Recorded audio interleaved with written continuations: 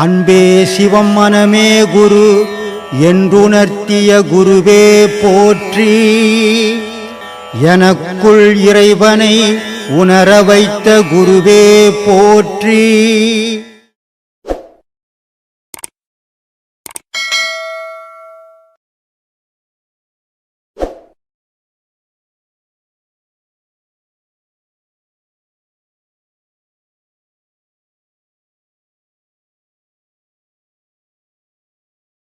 மனித உடலுக்குள்ள உடல் இருக்குது, உயிர் இருக்குது, ஜீவன் இருக்குது, ஆன்மா இருக்குது. அப்போது 4 பொருளாக இருந்து தான் நம்ம உலகத்தில் இயங்குகிறோம். இந்த 4 பொருளையும் 3 பொருளை பாதுகாக்குது உடல். அதனால தான் இந்த உடல் இல்லைன்னா உயிர் இல்லை, உயிர் இல்லைன்னா உடல் இல்லைன்னு சொல்கிறோம். அப்படிப்பட்ட இந்த உயிர் நிற்கணும் அப்படின்னு சொன்னால் உடல் அவசியம். அந்த உடல் ஊன் உடல் ஒரு பெருங்கோயில், உள்ளம் ஒரு ஆலயம், கள்ள புனல் நீக்கி கருத்தோடு இருப்போருக்கு தெல்ல தெளிவான பரஞ்சோதி தோன்றுமே. இந்த உடலை வச்சுக்கின்னு இந்த உயிரை பதப்படுத்தணும். நம்ம உடல் இல்லைன்னா உயிரை ஒன்றும் பண்ண முடியாது. இந்த உடலுக்குள்ள முப்பொருளாக இருக்கிறோம். நம்ம என்னென்னவா இருக்கிறோம்? ஜீவனாக இருக்கிறோம், உயிராக இருக்கிறோம், ஆன்மாவாக இருக்கிறோம். அப்போ ஜீவனுன்னா என்ன அப்படின்னா, ஆணாக இருந்தால் விந்து, பெண்ணாக இருந்தால் சுரோனிதம். உயிர்ன்றது என்னன்னா மூச்சு, காற்று. ஆன்மான்றது என்னன்னா ஒளியும் ஓசையுமாக இருக்குது. இப்படி இருந்து தான் நம்மளெல்லாம் இயக்குது இந்த உலகத்தில். இறைவன் என்னவா இருக்கிறான், நம்ம என்னவா இருக்கிறோம். நேற்று கூட நான் அதை பற்றி சொன்னேன். ஏன்னா இந்த தெளிவு நீங்கள் தெரிஞ்சுக்கணுன்றதுக்காக தான் அதை சொல்லின்னு இருக்கிறேன். ஒவ்வொரு மனிதனும் பிறந்தா உலகத்தில் அதை இறக்க போகுது, இறந்ததெல்லாம் திருப்பி பிறக்க போகுது, சின்னதானதெல்லாம் பெருசாக போகுது, பெருசானதெல்லாம் சின்னதாக போகுது. இதை ரொம்ப அழகாக சொல்லுவார் பட்டினத்தார். சிறுத்தது பெருக்கும், பெருத்தது சிறுக்கும், இறந்தது பிறக்கும், பிறந்தது இறக்கும், கொன்றது தின்னும், தின்றது கொள்ளும் அப்படின்வார். அப்போது எல்லாமே இந்த உலகத்தில் ஒரு ரொட்டேட்டாக தான் நடந்துக்கிட்டு இருக்குது. ஆனால் நமக்கும் இறைவனுக்கும் என்ன சம்பந்தம்? அதனால் இறைவன் நமக்குள்ள நிறைய தொடர்பை உண்டாக்கிக்கணும். இந்த தொடர்பு எதால் உண்டாக்குது அப்படின்னா, மனிதனுடைய நினைவால் தான் இறைவனுக்கும் நமக்கும் தொடர்பை உண்டாக்கணும். அந்த நினைவு உறுதியாக இருந்ததுன்னா இறைவன் நம்மக்கிட்ட உறுதியாக இருப்பான். இறைவன் பேச இருக்கிறான், மனிதன் நூற்றலாக இருக்கிறான். உயிரினங்கள்லாம் நூற்றலாக இருக்குது, இறைவன் பேச இருக்கிறான். அந்த பேசும் அந்த நூற்றலும் சேர்ந்து தான் இந்த உலகத்தில் நம்ம ஒரு உயிரோட உடலோட இயங்கிக்கிறோம். அந்த பேஸ் கட்டாச்சு சொன்னால் நம்மளுடைய உயிர் உடல் விழுந்துடும். அது விழாமல் இருக்கணும்னா அதுக்கு தேவையான தொடர்பை நம்ம உண்டாக்கிக்கினேக்கணும். அந்த தொடர்பு எப்படி உண்டாகுதுன்னா நினைவாலேயே உண்டாக்கணும். அந்த நினைவை நம்ம முழுமையாக இறைவனோடு நம்புங்க. மரணம் வரதான் போகுது, எல்லாருக்கும் வரும். மகானாக இருந்தாலும் மரணம் வரும், மனுஷனாக இருந்தாலும் மரணம் வரும். ஆனால் அந்த மரணத்துக்குள்ள இறைவனை நான் பார்க்கணும், இறைவனை நான் அடையணும், இறைவனுடைய திருப்பாதத்தை பிடிக்கணும் அப்படின்ற நினைவோடு உங்கள் வாழ்க்கையை பயணம் பண்ணுங்க. குடும்பம் அது வீணாக்கிடக்கூடாது. குடும்பன்றது இந்த உலகத்தில் ஒரு முக்கியமான செயல்பாடுகள். உலகத்தில் குடும்பம்னு ஒன்று இல்லைன்னா மனிதன்றதே இல்லை, வரமுறையே இல்லை, ஒரு விவசாயம் இல்லாத வாழ்க்கையாக போயிடும். அதனால் எல்லோரும் குடும்பம் பண்ணணும், நல்லா சம்பாதிக்கணும், நல்லா சாப்பிடணும். 4 ரூபா நாளைக்கு வேணும்னு நீங்கள் எடுத்து வைக்கணும். ஏதோ இன்றைக்கி சம்பாதிக்கிறீங்க, இன்றைக்கி செலவு பண்ணிட்டா நாளைக்கு இருந்தால் பார்த்துக்கலாம் அப்படின்ற நினைவு வச்சுக்கக்கூடாது. அதனால் சொல்கிறார் வள்ளுவர், வருமுன் காவாதவன் வாழ்க்கை எரிமுன் வைத்தது போல் கெடும்ன்றார். நமக்கு நாளைக்கு ஒரு ஆபத்து வரப்போகுது, அந்த வரத்துக்கு முன்னே நம்ம 10 ரூபாய் எடுத்து வச்சுருந்தா நாளைக்கு உதவும். ஆனால் எடுத்து வைக்கலன்னா அது எதுக்குமே உதவாமல் போயிடும். அதனால் அதை எடுத்து வைக்கணும் அப்படின்றார். அதனால் எல்லோரும் நல்லா கஷ்டப்படுங்க, எல்லோரும் சம்பாதிங்க. குழந்தை குட்டிங்களை அன்போட வளர்க்க கற்றுங்க, அகங்காரத்தோடு வளர்க்காதீங்க. அதுங்களுக்கு சொல்லிக் கொடுக்காதீங்க. அதை அன்பை சொல்லிக் கொடுங்க, அன்பு போதனை பண்ணுங்க. அன்புல தான் கடவுள் இருக்கிறான். அந்த அன்போட போதனை பண்ணிங்கன்னா அந்த குழந்தைங்க நல்லா வளரும், அதுங்க வாழ்க்கையில் அதை பின்தொடரும், அது வாழ்க்கைக்கு நல்லா இருக்கும் அதுங்களுக்கு. அதனால் எல்லா குடும்பமும் சிறப்பாக இருக்கணும், எல்லாரும் நல்லா இருக்கணும். அதுதான் கடவுள் வழிபாடு. அதனால் உங்களை எல்லாரையும் ரொம்ப நான் தாழ்மையோடு கேட்டுக்கிறேன். குடும்பங்களை சிதற விடாதீங்க. கணவன் மனைவியை அடிமைப்படுத்தாதீங்க, மனைவி கணவன் அடிமைப்படுத்தாதீங்க. அன்போடு வாழுங்க. நீங்கள் அன்போடு வாழ்ந்தால் தான் உங்கள் சந்ததி அன்போடு வாழும். நீங்கள் ஒருத்தரை அடிமைப்படுத்தினீங்கன்னா அதுங்க அதை பார்த்துக்கணும், வளையும் பயிர் முறையிலேன்ற மாதிரி நீ அது என்ன பார்க்குதோ அதை தான் நாளைக்கு அது செய்ய போகுது. அதனால் அது செய்யறதுக்கு காரணமாக நம்ம இருக்கக்கூடாது. அன்போடு வளர்க்க கற்றுங்க. அன்பு மட்டும் சொல்லிக் கொடுங்க. அதுங்களுக்கு தர்மத்தை சொல்லிக் கொடுங்க. மாடை மனை கூட கோபுரங்கள் கூட வருமோ. எத்தனை கோடி சொத்து இருந்தாலும் இங்கே மனிதன் கூட எதுவுமே வரப்போதில்லை, ஒரு துரும்பு கூட வரப்போதில்லை, அவன் உடம்பு கூட வரப்போதில்லை. அப்போது எது வரும் அப்படின்னா மனிதனுக்கு தர்மம் மட்டும்தான் வரும்.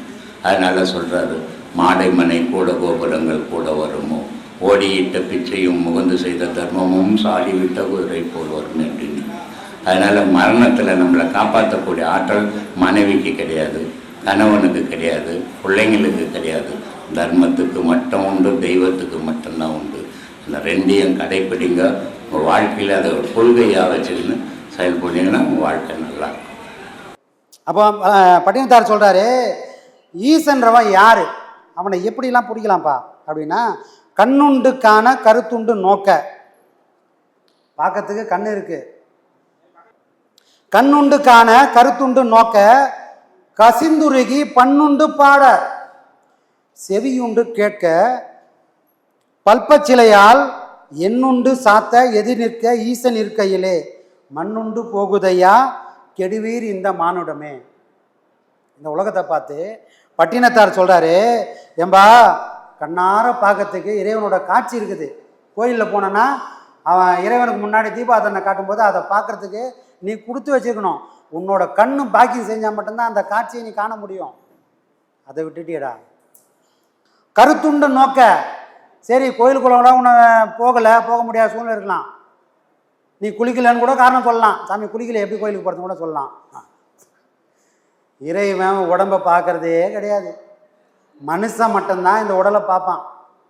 இங்கே போடுற இந்த குளிக்கிறது வாசனை திரவியம் போகிறதெல்லாம் இறைவன் பார்க்குறதே கிடையாது. முன்னெல்லாம் சென்ட் அடிப்பாங்க, இப்போலாம் ஜவ்வாது போடுறாங்க. ஏன்னா பக்தி மனம் பரவணுமா. ஜவ்வாது போட்டு பக்தி மனம் எங்கேருந்து பரவுது? மனம்ன்றது இறைவன் உள்ளுக்குள்ளே ஒரு தாமரையை வச்சுருக்கிறான். அந்த தாமரை மலர்ந்தே தான் இருக்குது. ஆனால் இறைவன் என்ன பண்ணிக்கிறான், மலர்ந்தால் மனம் வந்துடும், மலர்ந்தால் மனம் வந்துடும். அதனால் என்ன பண்ணுறான், இப்படி மலர்றது தாமரை இப்படி கவுத்து வச்சுக்கிறான். என்ன பண்ணி வச்சுக்கிறான், பெருங்காயத்தை உள்ளே போட்டுட்டு டப்பா மூடி வச்சா வாசனை வருமா? வாசனை வராது. அதே மூடியை திறந்துட்டா அது வெளியே வரனால அதோட மனம் கொஞ்சம் கொஞ்சமாக வெளியே வந்துடும். அந்த மாதிரி இந்த தாமரை மலர்ந்தால் வாசனை வந்துடும், நீ சுத்தமாகிடுவ. அப்படி மலர்ந்துச்சுன்னா அது என்னோட உழைப்பு, உன் உழைப்பு எங்கே போச்சு? அதனால் என்ன பண்ணுறான், தாமரையை வச்சுட்டான், அதில் வாசனையை வச்சுட்டான். ஆனால் ஒன்று மட்டும் பண்ணிட்டான், என்ன பண்ணிட்டான், வெயிலுக்கு கொடையை பிடிச்ச மாதிரி அதை உள்பக்கமாக கவுத்து வச்சுட்டான். அப்போது வாசனையும் வராது, உனக்குள்ளே தாமரையும் மலராது. அதை எதை கொண்டு நீ மலர வைக்கணும்? உன்னோட முயற்சியில் நீ மலர வச்சின்னா அந்த தாமரை மலர்ந்து உன் மனம் வீசும். அன்றைக்கி நீ வாசனை திரவியம் போக வேணாம், உன்னை சுற்றி எல்லாரும் வருவாங்க, பக்தர்கள் வருவான். எந்த சாமியாராவது யாராவது தேடி போய்க்கிறாங்களா? ஐயா கூப்பிடுவாங்க, சாமி உலகம் ஃபுல்லாக உங்களுக்கு பக்தர்கள் இருக்கிறாங்க, சீடு இருக்கிறாங்க, நீங்கள் போலிவாக்கத்தை விட்டு வெளியே வர மாட்டீங்களே, என்ன சாமி அப்படின்வாங்க. அங்கே எங்கே போனீங்கன்னா எவ்வளோ பேர் போகிறாங்களே, நீங்கள் போனால் என்ன அப்படின்றாரு. ஒரு பூவுன்னு தான் வண்டு தான் வரணும். பூவே வண்டை தேடி போய் வாசனை மோந்துக்கோ எனக்குள்ளே தேனுக்குதுன்னு சொன்னால் அதுக்கு பேர் பூவே இல்லை. அந்த மாதிரி மகான்கள் எங்கேயும் போகிறதில்ல, தெய்வமும் எங்கேயும் போகிறதில்ல.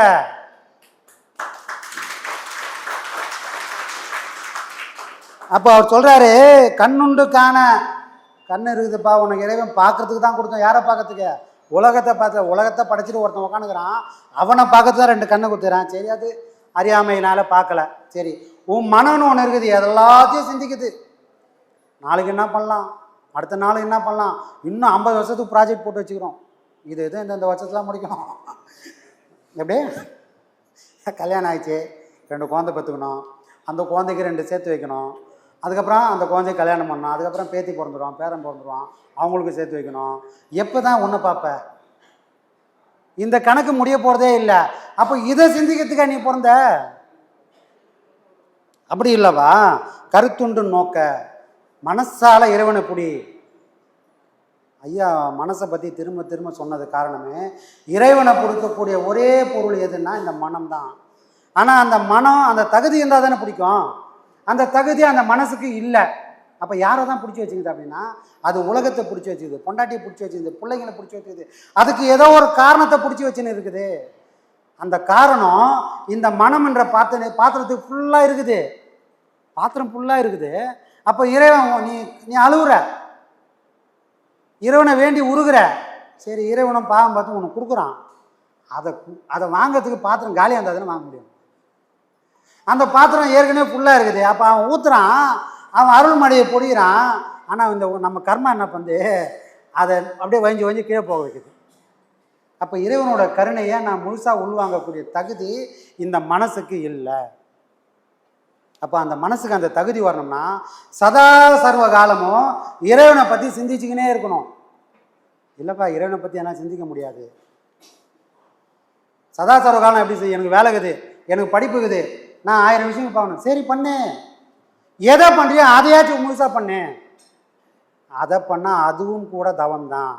நீ 8 மணி நேரம் வேலை செய்கிற, இந்த 8 மணி நேரம் வேலையும் வேலையை தவிர யாரால் சிந்திக்க முடியாமல் வேலையே கத்தின்னு இருக்கிறாங்களோ அது கூட தவம் தான். அந்த ஒன்று நீ 1 மணி நேரம் உட்கார பாருங்க, அது பழக்கப்படுத்திடும். நீ மந்திரவாதி மாதிரி வேலையும் செஞ்சுன்னு இருப்ப, ஊட்டியோ நினச்சின்னு இருப்ப, கடங்காரன் நினச்சின்னு இருப்ப, 1000 விஷயம் செஞ்சுக்கினே நீ வேலையும் செஞ்சனா இந்த மனசு எப்போவுமே 1000 விஷயங்களை சிந்திக்கக்கூடிய தகுதியோடு இருக்கிற பொருளாகிட்டு போகுது. ஆனால் இங்கே வந்து என்ன பாடம் பண்ணணுமே. ஐயா சொல்லிட்டாடே, செருப்பெல்லாம் எப்படி வெளியே கட்டி வச்சுட்டு வந்துட்டியோ அதை மாதிரி உன் நினைவுகளெல்லாம் இந்த மனசை விட்டு வெளியே போட்டுட்டு நீ ஒரு ஆளாக வந்து உட்காரு அப்படின்றாரு. ஆனால் நான் என்ன பண்ணுறேன், தினமும் மந்திரவாதி மாதிரி உருவாத்துறேன். ஒரே நேரத்தில் 1000 விஷயம் சிந்தி படங்கு பண்ணால இங்கே ஒரு வேலையை செய்ய உன் மூச்சை கவனினா அந்த மனசால் அந்த மூச்சு மேலேயே நிறுத்த முடியல. ஏன்னா மற்ற நேரம்லாம் என்ன பண்ணமோ அதுக்கு படகு போட்டு போச்சு.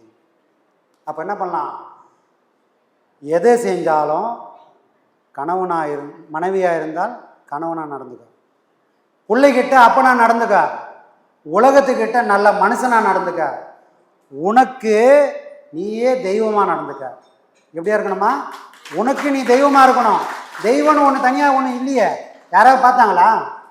யாரும் பார்க்கவே இல்லை. பார்க்காத போல நீ எப்படி பார்ப்ப? உனக்கு சாட்சியாக இருக்கிறது உன் உருவம் மட்டும்தான். அப்போ அதுதான் தெய்வம், அதுதான் உன்னை காப்பாற்றுது. அது உள்ளே ஓடுற மூச்சு தான் உன்னை காப்பாற்றுது. அது ஒரு நாள் போனால் உனக்கு பேர் தெய்வம்னு எல்லாம் கொண்டு மாட்டான், போனோன்னு நினச்சி தான் எல்லாம் கொண்டுவான். அந்த நிலை வரத்துக்குள்ளே இதை உணர்ந்துக்கணும். அப்போது மனமானது கருத்தில் சதா சர்வகாலம் சிவனை இறைவனை நிறுத்தி வைக்கணும். கசுந்துருகி பண்ணுண்டு பாட. சரி, அப்படிலாம் மனம் நிற்கலை, அதுக்கு தான் பெரிய பக்தின்ற ஒன்றே வச்சுக்கிறாங்க. எல்லாராலையும் இறைவனை மனசால் பிடிக்க முடியாது. அப்போ என்னப்பா பண்ணலாம்? திருவாசகம் படி, திருமந்திரம் படி. இதை படித்தா அந்த படிக்கிற நேரமாவது இறை சிந்தனையோடு அவன் இருந்ததுன்னா படிக்க முடியும். எதையும் யோசிச்சிங்கன்னு படிக்கவே முடியாது. அப்போது அப்படியாச்சும் படிப்பான். அந்த படிக்கிற நேரமாச்சு அந்த இறைவனு கூட பொருந்தக்கூடிய தகுதி இந்த உடம்புக்கு வந்துடும். அடுத்து என்னப்பா பண்ணலாம்? படிக்கிறதுல எங்கெங்க டைம் இருக்குது? நான் எங்கள் அப்பா படிக்க சொன்ன காலத்திலே படிக்கலை, இப்போ வந்து படின்றீங்களா? சரி, படிக்கலை, விட்டுடு. இந்த உடம்புல இருக்கக்கூடிய ஒரு பொருள் எதுன்னா, இந்த காதால் பெரியவங்க மகான்கள் சொல்கிறாங்க, இந்த உலகத்துக்கு நல்லது சொல்லணும் அப்படின்னு நிறைய விஷயங்களை எல்லாருக்கும் பயன்படணும்னு சொல்கிறாங்க. ஒன்று அதையாச்சும் கேளு. நீ பாட முடியல, உன் மனசால் யோசிக்க முடியல, பார்வையால் பார்க்கணும் தான் நீ 1000 வேலை செஞ்சாலும் இறை சிந்தனை ஐயாவோட வீடியோ போட்டு விட்டு கூட நீ ஏதாவது ஒரு வேலை செய்யலாம். வீட்டில் இப்போ லேடிஸ்லாம் இருக்காங்க, அவங்க எங்கேயும் வேலைக்கு போடல, சமையல் தான் இருக்குது அப்படின்னா சமைக்கும் போது ஐயாவோட ஸ்பீச்சை கேட்டுட்டு சமைக்கலாம். அப்போ இது என்ன சொல்கிறாரு அவர்? அதை பண்ணுன்றாரு. செவியுண்டு கேட்க பல்ப சிலையால் என்று சாத்த. ஒரு சிலைன்னு இருந்தால் அதுக்கு பூவாச்சும் வாங்கி போடு. ஏன் அதெல்லாம் பண்ணுறாங்க அப்படின்னா, நீ எதை பண்ணுறியோ அப்போவாவது அந்த இறைவன் நமக்கு மேலே ஒரு சக்தி இருக்குதுன்னு நீ தெரிஞ்சுக்கப்பா. உனக்கே நீ போட முடியாது. அப்போ எதிரில் வச்சு அதை வழிபடு. அப்போ உனக்கு மேலே ஒரு சக்தி இருக்குது, அதுக்கு ஒரு அடையாளம் இருக்குது, அதுக்கு ஒரு பூவோ பச்சிலையோ ஒன்று கொடு அப்படின்றாரு. எதிர் நிற்க ஈசன் இருக்கையிலே மண்ணுண்டு போகுதையா கெடுவீர் இந்த மானிடமே. இவ்வளவு இருந்து இதெல்லாம் பண்ணாமல் மண்ணுக்கு உரமா போகிறே, நீ எல்லாம் மனுஷனான்னு கேட்குறாரு. யார் கேட்குறது? நீ சாகலடா, மண்ணுக்கு உரமா போயின்னுக்கிற. மண்ணுக்கு உரமா போகிறதுக்காக இறைவன் இவ்வளோ பெரிய செல்வத்தை கொடுத்தான். அதுக்காக இறைவன் கொடுக்கலாம். அதுக்காக இறைவன் ஏன் பார்த்து பார்த்து படைக்கணும்? எல்லா உயிரின மாதிரி படைச்சிட்டு போயிருப்பானே. அதுக்காக நாம் இந்த மண்ணில் புதைக்கிறதுக்காக வந்த வடிவம் இல்லை இது. இது தெய்வமாக இருக்கணும். அதனால தான் சமாதி நிலை அடைஞ்சவங்கள உட்கார வச்சு பண்ணுறாங்க. ஏன் உட்கார வச்சு பண்ணணும்? எல்லாரையும் புதைக்கிற படுக்க வச்சு பண்ணா என்ன அப்படின்னா கிடையாது. உட்கார வச்சால் மட்டும்தான் இந்த உடலுக்குள்ள ஒரு ஆகாயன்ற ஒரு அமைப்பு இருக்குது. அண்டத்தில் எது இருக்குதோ அதுவே இந்த பிண்டத்திலும் இருக்குது. இந்த பிண்டத்தில் எங்கே இருக்குதுன்னா இந்த தலையில் சிரசில் தான் இருக்குது. அப்போ பாடம் பண்ண கூட எல்லாம் எங்கே வெளியே போயெல்லாம் சுற்றிட்டு வரல. தனக்குள்ளே இருக்கிற அந்த அண்டத்துக்கு போய் பயணம் பண்ணதுனால அவங்க சதா சர்வகாலமும் இந்த பிரபஞ்சத்தோடவே தொடர்பு இருக்கிறாங்க. அப்போ அவங்க உட்கார்ந்த நிலையில் இருக்கும்போது மட்டும்தான், அவங்க சமாதி நிலையை அடைஞ்சால் கூட அவங்களோட சக்தியானது இந்த உலகம் ஃபுல்லாக வியாபித்து வரவங்களுக்கும் ஆசி வழங்கின. ஐயா சொன்னார் இல்லையா, என்னோட சமாதியில் என்னோட ஆன்மாவை இந்த ஊனுக்குள்ளே தக்க வச்சு என்னை நம்பி வரக்கூடிய எல்லா ஆன்மாவுக்கும் வழிகாட்டக்கூடிய சக்தி இருக்குதுன்னு ஏன் சொன்னாருன்னா அதை தான் இங்கே சொல்கிறாரு. பட்டினத்தார் அதை தான் இங்கே சொல்கிறாரு. மகான்களை ஏன் உட்கார வச்சு அடக்கம் பண்ணுறோம், சமாதி பண்ணுறோம் அப்படின்னு சொன்னால் அவங்க இந்த பிரபஞ்சத்தோட தொடர்பு இருக்கிறவங்க. அப்போ நம்முடைய வேண்டுதல் எங்கே போகுது? அதே பிரபஞ்சத்தோடு தான் போகுது. ஐயா இங்கே வந்து வேண்டிக்கிறோம், ஐயா நீங்கள் இப்போ சமாதிக்கு முன்னாடி நான் வந்து பார்த்துருந்தேன்னா உங்களை தொட்டு கும்பிட்டுருப்பேனே. ஒரு அம்மா ஃப்ரான்ஸ்லேருந்து வந்துக்கிறாங்க, இது வரைக்கும் அவங்க வரல, இதுதான் ஃபஸ்ட் டைம் தனியாக வந்துக்கிறாங்க. தனியாக வந்து போய் ஐயா சிலையை போய் கட்டி பிடிச்சினாங்க, கன்னத்தை போய் அவட தடவுறாங்க. நான் இந்த மாதிரிலாம் பண்ணணும்னு நினச்சிக்கின்னு இவ்வளோ காலம் தள்ளிட்டேன். இப்போ தான் எனக்கு வரக்கூடிய வாய்ப்பு கிடைச்சிது. அதனால் நான் என்னெல்லாம் என் மனசில் கற்பனை பண்ணி வச்சுருந்தனோ உங்களை கட்டி பிடிச்சி முத்தம் கொடுக்கணும்னு நினச்சேன் அப்படின்னா, ஐயா ஐயா சிலையை தொடலாமா? போமா. அப்பனை புள்ள தொடாமல் வேறு யார் தொட போகிறது? அதானே சாமி? எல்லாருமே அங்கே ஆணும் இல்லை பெண்ணும் இல்லை, அழியும் இல்லை. தெய்வத்துக்கு முன்னாடி நாம் ஒன்றுமே இல்லை. அப்போ அடையாளமெல்லாம் ஒன்றுமே இல்லை. நீ குளிச்சியா குளிக்கலையா, நீ ஆனா பெண்ணா, அதெல்லாம் ஒன்றுமே கிடையாது. அந்த மனம் பொருந்தினால் நமக்கும் அந்த சக்தி உண்டு. அப்போது நாமளும் உட்காந்து தானே படம் பண்ணுறோம். அப்போ நம்ம கோழிக்கெல்லாம் எங்கே போகுது? இந்த பிரபஞ்சத்தோட போகுது. இந்த பிரபஞ்சத்தில் தான் குருவும் இருக்கார். நாம் எந்த ஊர்லேயும் இருக்கிறோம். ஐயா போலிவாக்கத்தில் உட்காந்துக்கிறேன் எல்லாம் நினச்சிக்கிறாங்க. ஐயா வந்து சமாதி ஆகிட்டாரு, அவரே போலிவாக்கத்தில் உட்காந்துக்கிறாரு நினச்சிக்கிறாங்க. அட முட்டா பசங்களே, அவர் போலிவாக்கத்தில் இல்லை. அவர் உடல் மட்டும்தான் இங்கே இருக்குது. அவரே இந்த அண்ட சராசரமும் கலந்துருக்கிறாரு. அப்போ நாம் எங்கே இருந்தாலும் அங்கே வந்து நமக்கு முன்னாடி வழி காட்டுறாரு. நம்முடைய கேள்விக்கு அவர் பதிலாக இருக்கிறார். இதெல்லாம் நம்ம புரிஞ்சுக்கணும், சரிங்களா? அதுக்காக தான் எல்லாரும் உக்காஞ்சி பாடம் பண்ணுறது. ஏன் சாமி நல்லா தூக்கம் வந்து பத்தினே பாடம் பண்ணலாமா? கால் வலி இருக்காது, கை வலி இருக்காது, ஏன் பண்ணால் என்ன? அதே மாதிரி கடைசியில் படுக்க வச்சுருவாங்க, பரவாயில்லையா? படுக்கணும்னு ஆசை இருந்தால் பத்துக்குனே பண்ணுங்க.